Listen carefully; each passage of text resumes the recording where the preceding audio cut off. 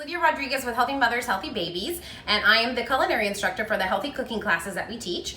And today I'm going to bring you one of my very favorite recipes. It's definitely one that my kids love. I'm going to be making turkey Bolognese sauce, and we're going to be serving that over zucchini zoodles. But we also can serve it over pasta. I'm going to kind of teach you like how you can cut the amount of carbs that you're eating even though you're serving pasta. So let's get started. Okay, so we're going to get started by making our zucchini spirals.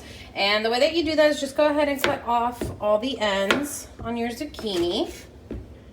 And by the way, this zucchini has already been cleaned and washed and disinfected. Okay, and that's why I'm just liberally cutting away right now. So the way we're going to spiralize, these are kind of small. I could probably use the whole thing, but let's just cut it in half because that's normally what you should do when spiralizing zucchini, is cutting it in half, or in this case, squash, yellow squash. You're going to put the smaller end in the porcupine. That's what I like to call it, my technical term. And then you're literally, this is being held down by suction cups, just so you know, so it won't move on you. And then you literally just spiral the zucchini and it starts coming out. Okay, maybe it doesn't want to work that well for me because it's a smaller end, but we'll get it to work. And it just starts making these zucchini strands that look kind of like spaghetti. See? Pretty long strands. All right, and you want to be careful because this will cut you, the knife on the other side, and then just pull it out when it's done.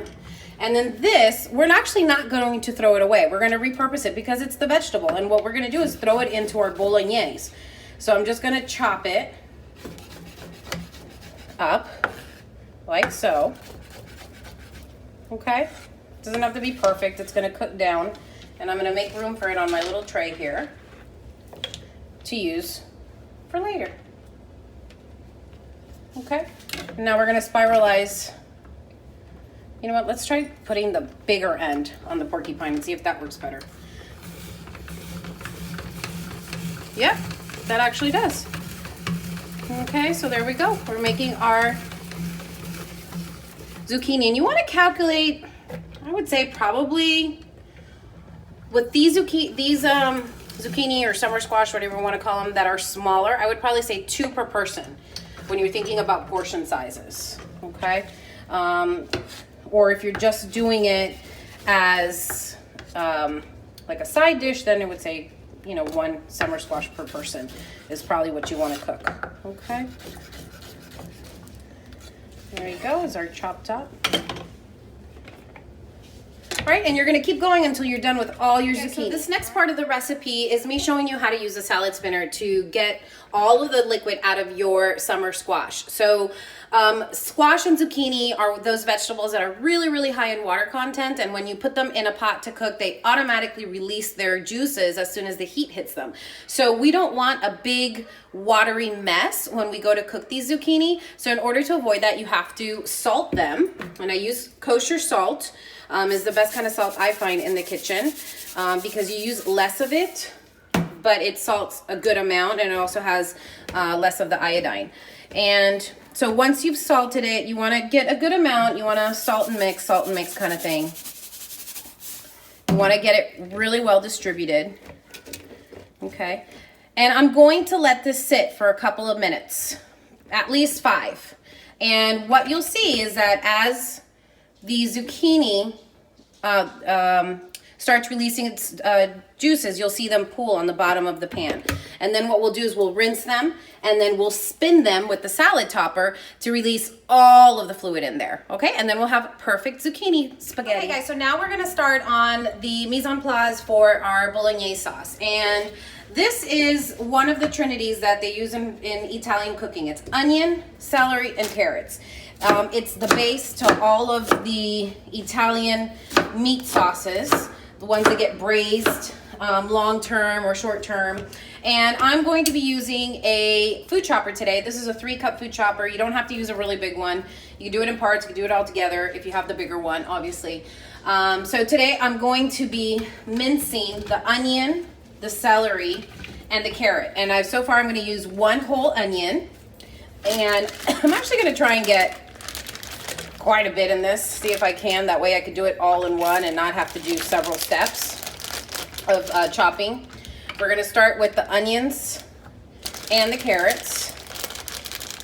And these are pre-washed carrots. That's why you see me grabbing them right out of the bag. And you need about 2 carrots worth, which if you add up all those little pieces, probably adds up to about 2 carrots, okay? And I'm gonna go ahead and seal it, the part, that little triangular part always goes to the back. And I'm gonna start by grinding. And you always want to like start and stop, to give food the chance to go to the bottom, get grounded, and then come back and then up and down.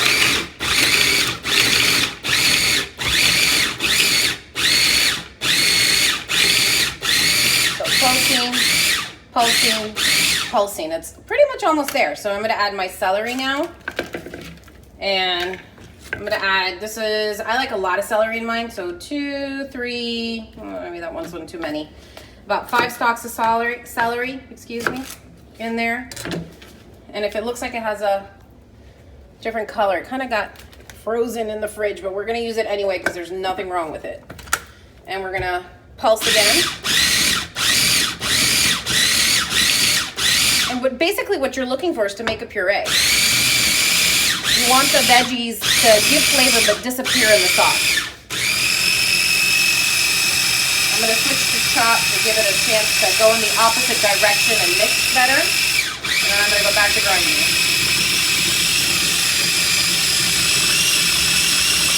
And back to chop. That's a trick. Go between grind and chop, grind and chop. Basically the blade goes this way one way or goes this way and the other way. And what it's doing, it's moving the food. So if it gets stuck, it'll go in the opposite direction and let the food drop, and then it'll pulse and grind on the other way.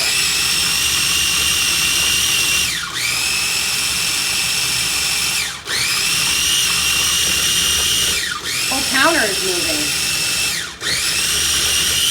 Okay. And we are done. That is what it looks like. Pureed onion, carrot, and celery. Okay, so now we're gonna start our Bolognese sauce. And the first thing I'm gonna do is put my pan on the heat. It's been actually on there for about a minute or 2 already. And I like using a big saute pan, one that has a lid, so I can cover the sauce and let it cook down a little bit.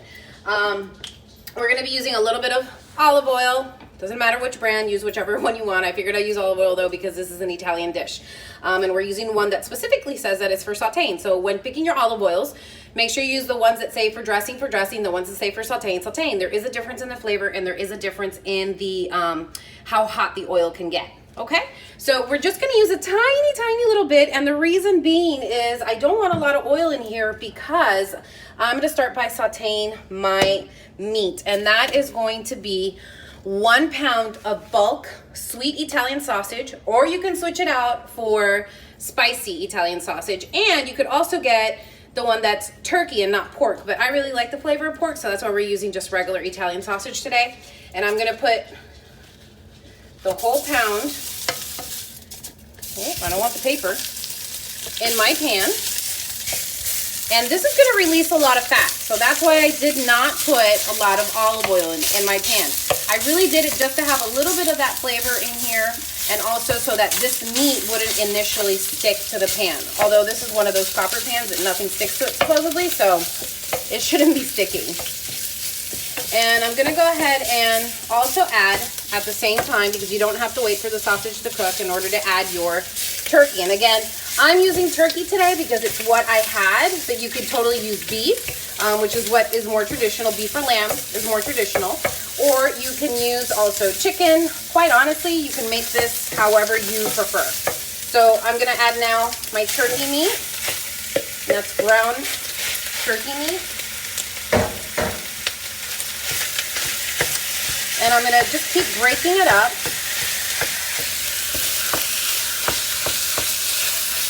And having it all cooked together. You wanna make sure your pan is on high heat, because as soon as you add cold meat to a pot, it brings down the cooking temperature right away. And so you wanna like make sure that it comes up to temp right away for you again. All right, so we're gonna let this work.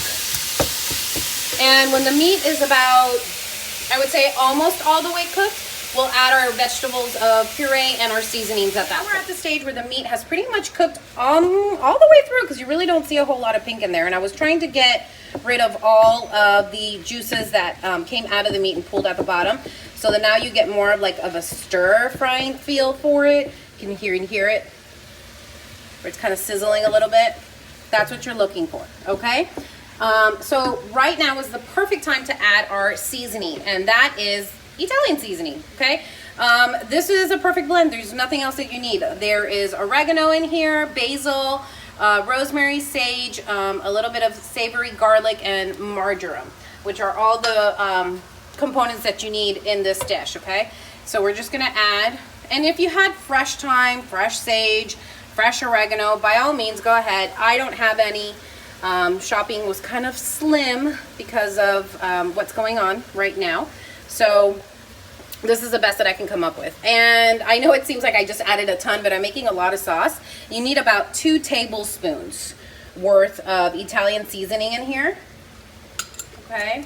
And then I'm also going to add a little bit of fennel seed. And I'm going to actually put these in my hand first. See? And I'm going to take the bottom of my hand and I'm going to try and crush them to release the oils in the herb. I'm trying to release the oils, and that'll give a better flavor profile. Okay, so that's that. And then I'm going to add a little bit of salt. It's about 1.5 teaspoons to tablespoon, almost, just shy of it. Some black pepper. And I'd like to do fresh cracked black pepper. Okay. And I'm going to add a little bit of minced garlic. I couldn't get fresh garlic. I don't know why. So I bought the squeeze kind. This is minced garlic. And that was about 2 tablespoons worth. Okay, and now I'm going to mix these. And you're going to instantly, I wish you could smell it, get the aroma of the herbs and the garlic and the fennel seed. The fennel smells delicious. It's kind of like a licorice-y kind of smell. Okay. And you're going to let that cook for about a minute. And the reason you put the spices in now is because they're sleeping while they're in that glass bottle of yours. They're sleeping and they need to be woken up. And the best way to do that is by giving them a little bit of heat. Okay. My goodness, this smells so good. All right, so now I'm at the point where I can add my pureed vegetables. And you can see I didn't even take them out of my grinder. Just kind of do it over here. I believe in not dirtying more dishes if I don't have to. Okay, got most of all of it out. And we're gonna mix that puree in with our meat, and we want it to cook down. And what those vegetables are doing is that they're going to impart a lot of flavor, a lot of flavor. Plus, you're hiding in veggies into your kids' dish, and they won't even know it. Okay, so this is one of the best ways to do that. Perfect. So I'm going to let this cook down. And once the puree has cooked for about 5-10 minutes, and actually before I do that, I forgot about these. I'm going to add, remember that zucchini that we had left over? We're going to add it now as well. And by the way, you could have thrown that into the food processor and pureed it as well, but I kind of like the chunks of it, so. And it'll cook down anyway in the sauce. I wish you could smell this. It almost smells like stuffing. Okay, so we're gonna let this cook down a good, probably 5-10, closer to 10 minutes. And let all those veggies wilt and cook and let the flavors release. And then once that's done, we're gonna add a little bit of balsamic vinegar. Now, this is not something that you would normally add. Normally, at this point, once the veggies cook down, you would add a little bit of wine. But we're trying to keep this friendly for all of our pregnant mommies. And even though if you added the wine, it would cook out, I'm not gonna risk it. We're gonna add a little bit of vinegar instead to kind of give that tartness and that flavor that the wine would have imparted in our sauce. And then the last step will be to add some tomatoes. So let's let this cook down and I'll show you the next steps. Now we're at that point where our vegetables have cooked down quite a bit. In fact, it's starting to brown in here. So now is the perfect time to deglaze the pan. What does that mean? Adding a vinegar, adding a wine, adding an alcohol, whatever it is, to pick up all the little brown bits that are starting to cook on the bottom of your pan. And if my daughter zooms in, you can see those little brown bits are starting to create on the bottom of your pan. That is what we're looking to deglaze. And we're just gonna add about a 1/4 cup of balsamic vinegar in here. And then what you do is you literally scratch the bottom of your pan to pick up all those little brown bits, because all of that brown food is flavor. Okay. Ooh, and I just got a vinegar spa day here. Okay. Very good. And it's pretty much cooked out. As you can see, it cooks out pretty fast. Okay.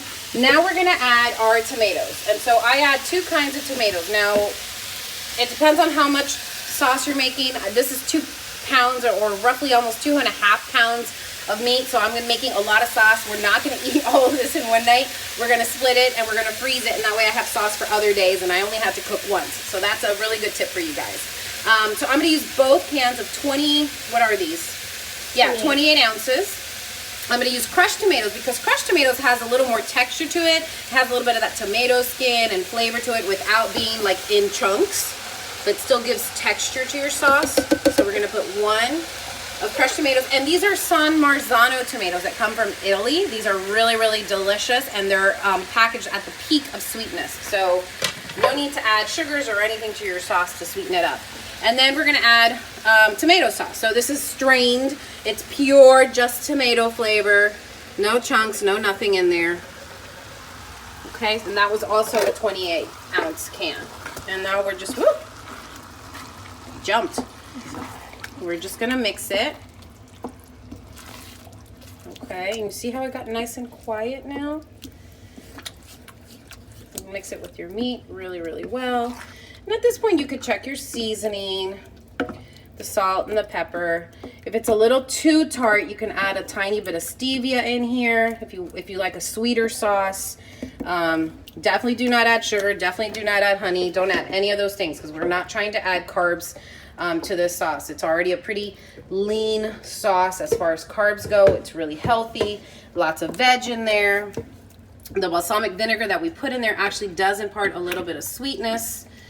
Okay, and so now I'm gonna try it. Put a little bit on my palm there. And it's actually perfect. The seasoning that we used before was just the right amount. My daughter wants a taste. That's the hand that you see. And our hands were clean, by the way. Just so you know, don't think that I'm sticking a spoon in here after touching a dirty hand. We would never do that. Okay, so I'm gonna put my spoon to the side. I'm gonna cover this. I'm gonna put it on low heat because it does not need to be hot anymore. On low heat, and honestly, you can let this go as long as you want. You could let it cook just another 30 minutes. If you want a lighter sauce, you could let it cook. Actually, you could eat it right now if you wanted to. You don't even have to wait. But I like kind of like a slow and low cook sauce. And I'm gonna let this keep cooking. Meanwhile, I boil my pasta. Coming back to our zucchini zoodles. And they've been sitting for about, I don't know, like 15, 20 minutes or so. And I'm gonna pull out the inner basket and I wanna show you. See all that zucchini water that came out? Now we're gonna toss it because we don't need it. And I'm going to take advantage of it being in the basket and I'm going to rinse off the excess salt in our zucchini. And as you can see, they went down in size quite a bit because that's what happens. They lost their volume in water. Okay, and we don't have to get all the salt out because it is seasoning after all. Okay, and we're gonna just give it a couple of taps. Get as much water out as possible before we go ahead and we spin. And I'm gonna go ahead and put it up here on a better surface. And I'm gonna put the spin lid on. And this attaches. Oh, been in place, but you wanna spin, spin, spin as much as you can. And you can see kind of like the water flying in there. Do you see kind of like all those little, and see at the bottom? Wait, let me push it forward. See on the bottom how much water it's releasing? That's what you want to see. Unlock it. And voila! We have dried zucchini. Okay, and we're gonna leave it here in the basket because now, I don't know about your kids, but my kids really enjoy pasta, and it's been very hard for them to let it go 100%. So this has been my compromise. It's a 50-50 ratio what I'm gonna be serving them tonight of pasta to zucchini. So, and we're gonna leave this bowl, and when you think about buying a salad spinner, if that's something that you're gonna invest money in, you can use it for many things, except, you know, besides tossing salad.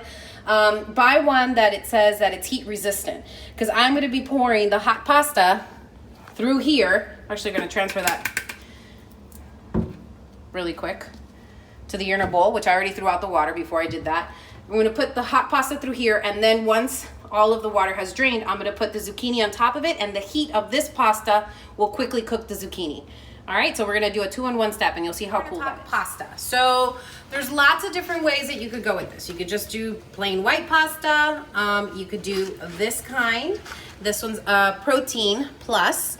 It's the only one I could find. What I was really looking for was for whole wheat pasta, because I wanted that extra fiber in their diet, but I couldn't find it, so this was the compromise.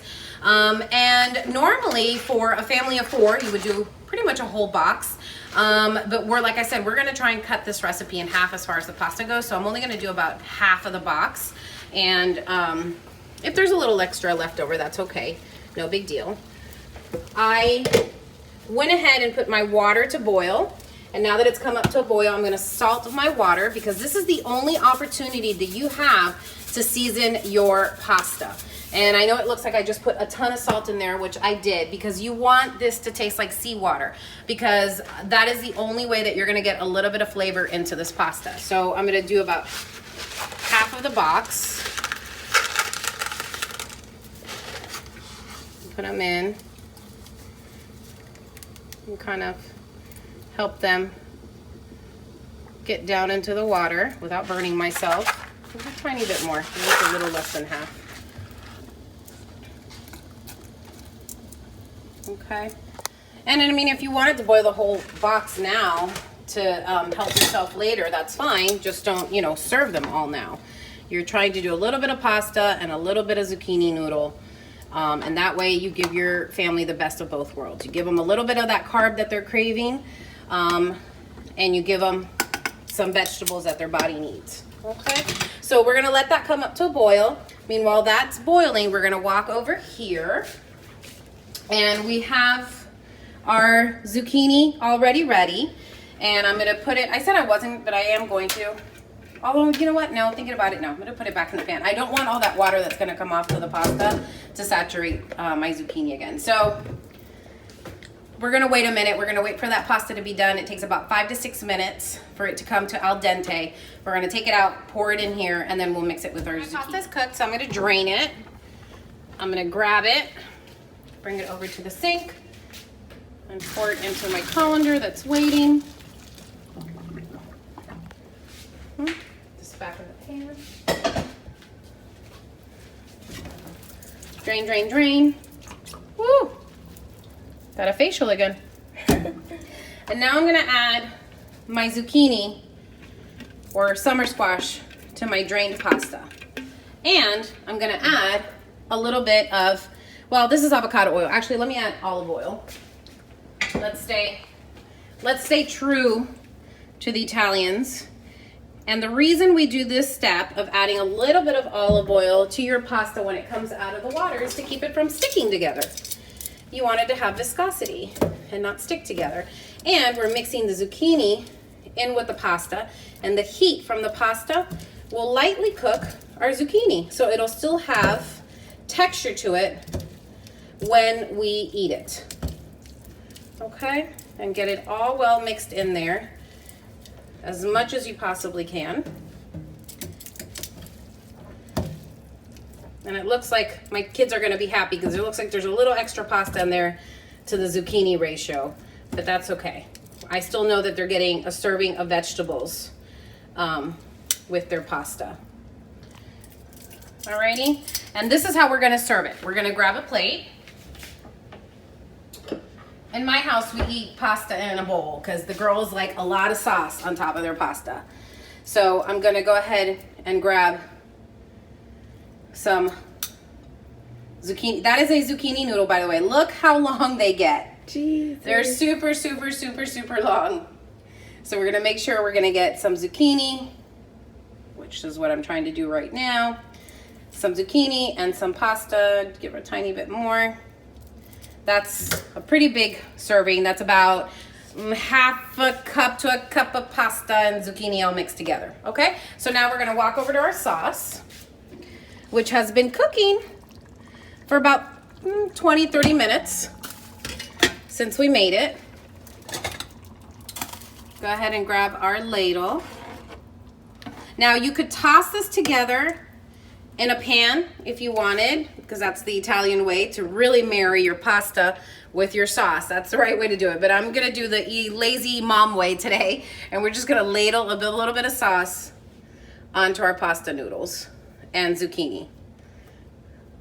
Okay, you can top this with a little bit of Parmesan cheese, and voila, spaghetti bolognese with turkey and sausage and summer squash zucchini spaghetti. Well, thanks for joining me today in my healthy cooking class. I hope you enjoyed it and learned something that you could feed your family. So this is the final product. It is our spaghetti bolognese made with turkey meat and sausage, and with a little sprinkle of Parmesan cheese, because that's how we do it in the Rodriguez family. And I hope to see you soon.